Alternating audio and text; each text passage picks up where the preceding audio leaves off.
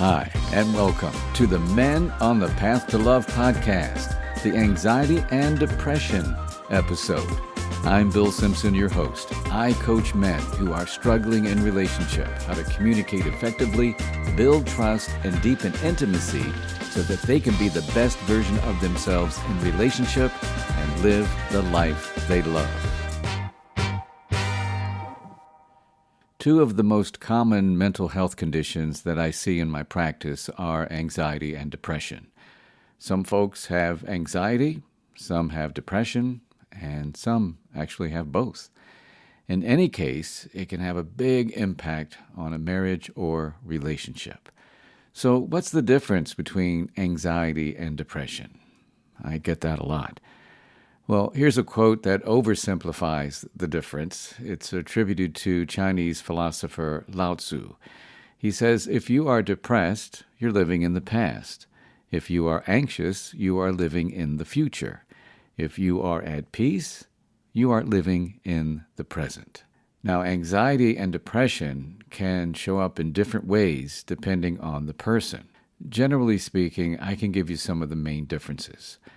With anxiety, it usually comes with feelings of intense fear or worry or apprehension or even feeling threatened.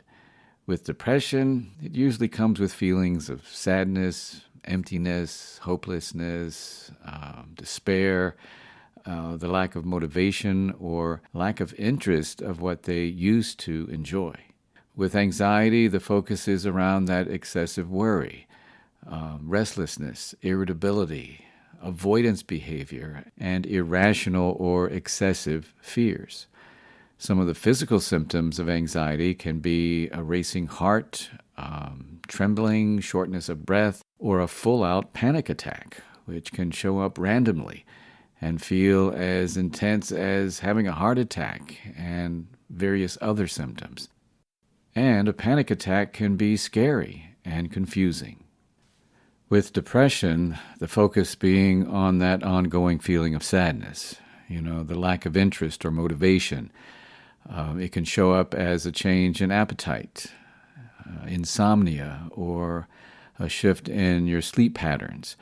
There can be a difficulty concentrating, low energy or fatigue, low self-esteem, having feelings of worthlessness, feeling guilty, and it can include thoughts of self-harm or even suicide. With anxiety, the response to stress can be heightened, exaggerated, or hypervigilant. Whereas with depression, the response to stress can be dulled or diminished. And again, with the lack of motivation and withdrawing from activities with friends, family, and social interactions. So these are just some of the main symptoms associated with anxiety and depression. Many of us can experience any of these symptoms at any given time. And I can't stress enough, if you have any of these symptoms, that getting professional help from a mental health provider is extremely important so you can get an accurate diagnosis and then make an appropriate treatment plan to address your specific needs. So, how can anxiety and depression impact a relationship? Well, research has found that individuals experiencing anxiety or depression often report lower levels of relationship quality and dissatisfaction, including decreased communication, the lack of intimacy, and the lack of overall relationship happiness. There can be communication challenges, more conflicts and negativity. Emotional intimacy can break down, having difficulty opening up and being vulnerable. It can affect sexual intimacy with erectile dysfunction or lack of interest in sex. And it can create a dynamic where the spouse or partner of the one who has anxiety or depression takes on the role of caretaker. And over time, the stress of being the caretaker can take its toll and cause burnout or exhaustion. You may be wondering, can a relationship survive anxiety and or depression? Well, the short answer is yes, it can. Yet it is not without challenges, and I recommend getting professional help and understanding that it takes a lot of patience, work, and perseverance to get through it. On a personal note, I had a bout with depression many years ago after going through a divorce and major career change, feeling like I was in this pit that I just couldn't get out of. And I also found out that I had anxiety and realized that I had been anxious most of my life, due in part to the traumas I experienced as a child, through sexual abuse, seeing my parents go through divorce, the sudden deaths of my mother and oldest brother within a year apart, having to parentify an alcoholic father who was not present emotionally, and so on. With the help and support of going to therapy, exploring various mind-body modalities, and my spiritual awakening, I was able to heal.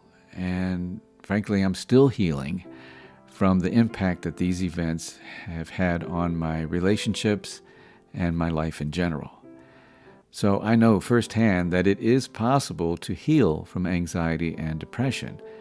And now I'm happy to say that I'm now living the life I love, and I'm paying it forward by helping others along their journey. One of the clients I helped, I'll call him Gabe, not his real name, of course. Gabe was referred to me by his therapist, who had diagnosed him with general anxiety disorder, major depressive disorder, bipolar 1, and seasonal affective disorder. And in Gabe's words, he was a mess. And you can imagine that with any one of these diagnoses, that it would have a significant impact on his life and his relationships, right? Not to mention having all 4 of those diagnoses.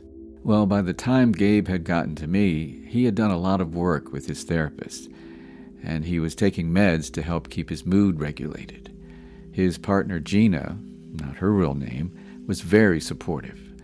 Gabe would often question why Gina was so supportive when he was in the condition he was in, saying that he wasn't able to give much to the relationship. I asked him if the tables were turned and Gina was going through the same thing or had another type of disease, would he be supportive? He said he loved her, and yes, that of course he would be there to support her.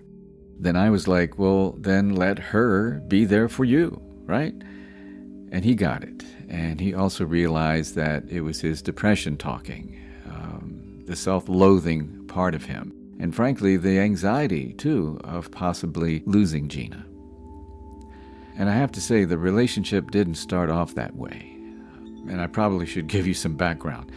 Gabe had been married before he met Gina, and the first 10 years had been pretty good. Then eventually he went through a horrible divorce, and he ended up losing custody of his son, who was 12 at the time. And Gabe's life began to spiral out of control. He lost his job, he began to isolate, and he ended up moving to another state to be with his older brother, who basically saved him. And every time Gabe would try to contact his son, his mother would tell him that his son didn't want to speak with him. And this was heartbreaking for Gabe. Fast forward, his brother was able to get resources for Gabe to get him some help. He started going to therapy, he got a job, and started working on his mental and physical health. And apparently, Gabe was pretty consistent for several years, and he stopped going to therapy.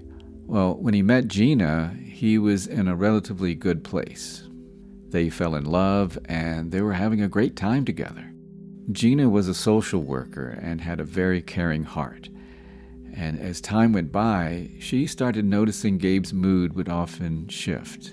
And he'd be really up there one minute, and then he'd become pretty depressed, and especially when the winter came around. And she was finding that he wasn't very excited around the holidays, and as a matter of fact, he was dreading them. And Gina suggested that he might want to see a psychiatrist and go back to therapy. Well, Gabe was resistant and got really defensive.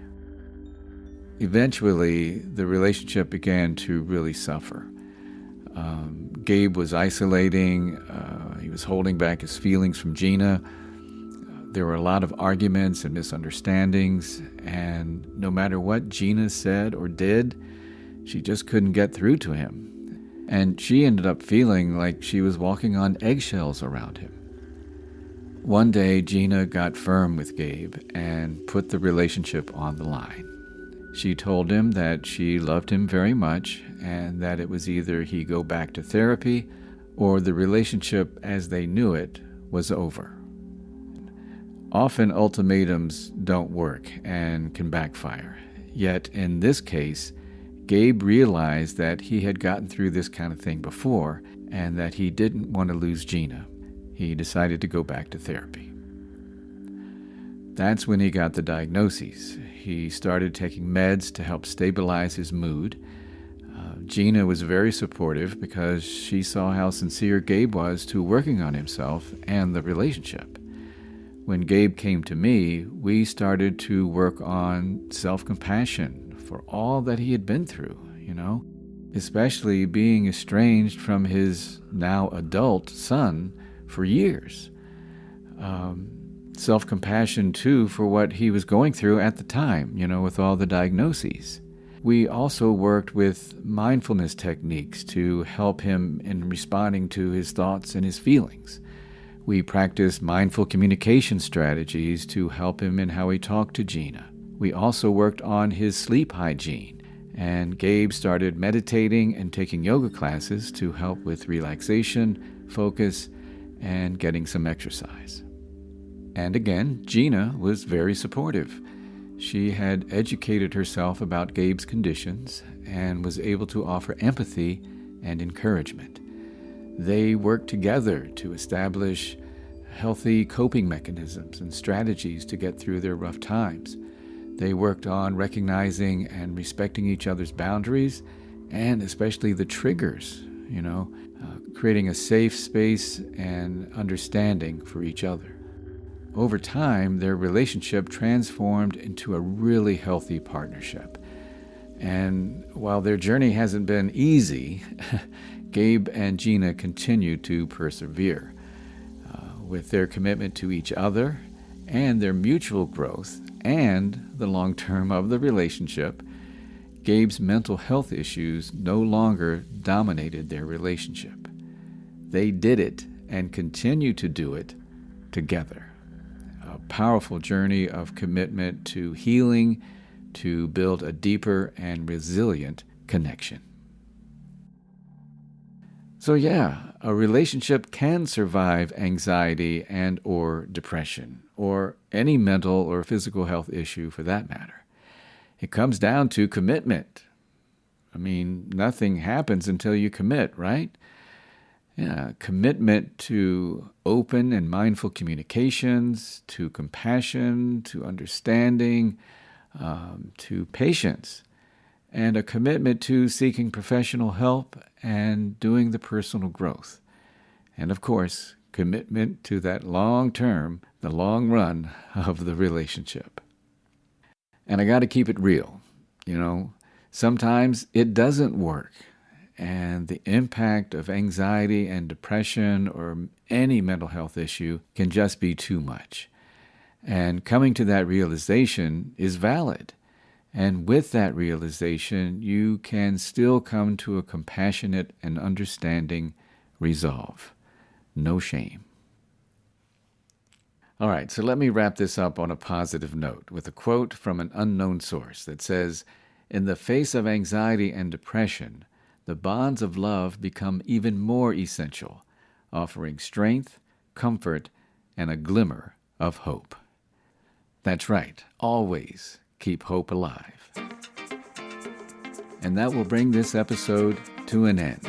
Thank you for listening to the Anxiety and Depression episode on the Men on the Path to Love podcast. I'm Bill Simpson, your host. Here's a question for you. What's a 4-letter word that can make a positive impact on your relationship if you have it, and maybe not so good if you don't? Well, I already gave you a hint. I'll spell it for you. HOPE. Hope. Please join me next time to find out how on the Men on the Path to Love podcast, the Hope episode. And remember, if you have any questions or issues about your relationship you need help with, any comments or feedback about the podcast, please email me at bill@pathways2livingwell.com. That's bill@pathways2livingwell.com. You can also find my email address in the show notes. And if you know someone you think might benefit from listening to this podcast, please share the link, pay it forward, and share the love. And until next time, keep your heart open and stay on the path to love.